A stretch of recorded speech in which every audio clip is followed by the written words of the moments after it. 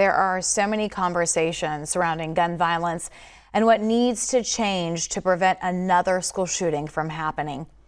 Joining me now for this discussion is Touré with Black Guns Matter and Gabriela Diaz with Moms Demand Action.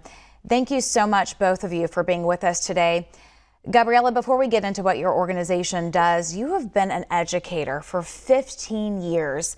How upsetting is it to hear that these shootings continue to happen at a place that should be safe for our children? Vice President Harris is absolutely right. To ask students and teachers, this is year 16 for me. I just dropped off my third grader at school, my seventh graders here at home. But to ask students and teachers like us to have courage to militarize our schools because our legislators ask courage is unacceptable, and it's time for change. Maj, you were just in Buffalo last week for that mass shooting. What is your response knowing that another mass shooting has taken place? First and foremost, I want to give condolences to everyone on the panel, because even though we may not have had friends and family there, we are all impacted by this. So that's first step, as well as obviously the loved ones of the people slain and murdered. And I hope this guy gets everything that he deserves. The reality is this is a wake-up call yet again for us to, I do agree with Vice President Kamala Harris in saying we do have to have the courage to do something. Clearly, creating more legislation isn't stopping. It's actually emboldening, like the killer in Buffalo, saying, I'm picking this place in Buffalo because there's going to be no one there to defend the innocent lives. And so I do think we have to have the courage to come up with a different way of not making our schools soft targets, and at the same time, not making this places where we send our children look like militarization zones. We just spent $40 billion over to Ukraine. I would love to have seen 20, 30, 40, or $50 billion going into comprehensive solutions on how we can protect our most valuable resource, which is our children. Gabriela, there has been a real lack of reform. Do you see that as the issue in response to what Maj just said? Absolutely. We haven't not only not done anything since Sandy Hook or Santa Fe, we've regressed in Texas. We've dismantled responsible gun laws like criminal background checks and very basic training to carry publicly. My husband's a veteran. I support the Second Amendment, but I've never met a gun owner who disagrees that everybody should go through a criminal background check. Only 15 out of 50 states require that if your gun is stolen, you report it to a police officer. And in Houston alone, there's 265 guns stolen out of cars every single month. So we absolutely need more legislation. The rest of the world has shown us that they can live day to day without these tragedies. And America needs to step up and take more action. Maj, we've learned that the gunman was able to purchase the guns legally. So what would you like to see maybe done differently when it comes to access to weapons?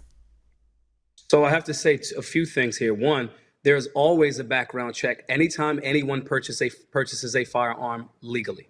That's in all 50 some odd states and territories. If you purchase a firearm, you are filling out a background, which is a 4473, which is a federal form, anytime that you purchase a firearm in store. So I want to be clear on that misnomer.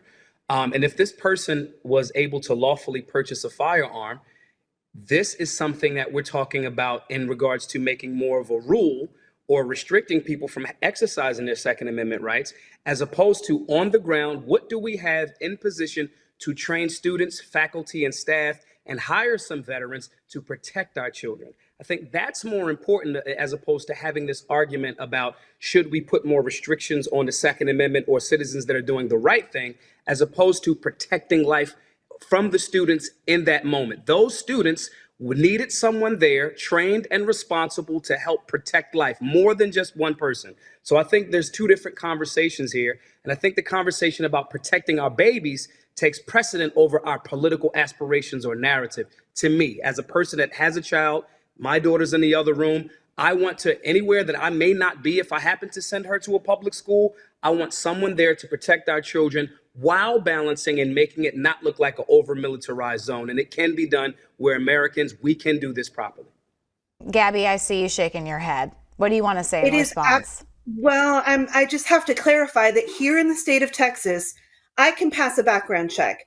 I can go to my local gun shop and I can buy a gun, and then I can walk right out into the parking lot and sell it to whoever I want. And politicians like Dan Crenshaw will say things like, it's illegal to sell a weapon to a felon. But as a private citizen, I do not have the methods to check somebody's criminal history.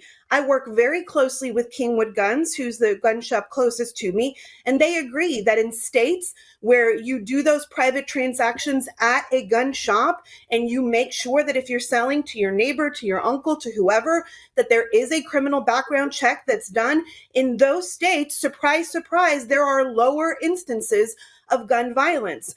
I am tired of asking students and teachers to practice being in a war zone. None of us on this call had to hide under a desk. And it's not just schools. Are we going to militarize our grocery stores, our synagogues, our yoga studios, our hair salons? There are basic common sense laws that 90% of Americans who can't even agree on like what's better, Coke or Dr. Pepper, a great majority of Americans agree on these very basic laws that don't infringe on anybody's rights except for criminals. So to be clear, private sales in Texas do not include background checks. That includes some sales at gun shows. That includes person-to-person sales. It's a problem and it needs to be addressed. No other country on this planet has this problem. Those things don't solve the problem, though. We're talking about saving life. You're talking about your political view of firearms ownership in that scenario. You're talking about, you haven't even shown that this young man, so supposed young man, purchased a firearm in a private sale. You're ascribing something to something that you don't know, and it still doesn't solve whether that person can't get that firearm lawfully or lawfully. I'm talking about protecting children in that moment when a psychopath does something.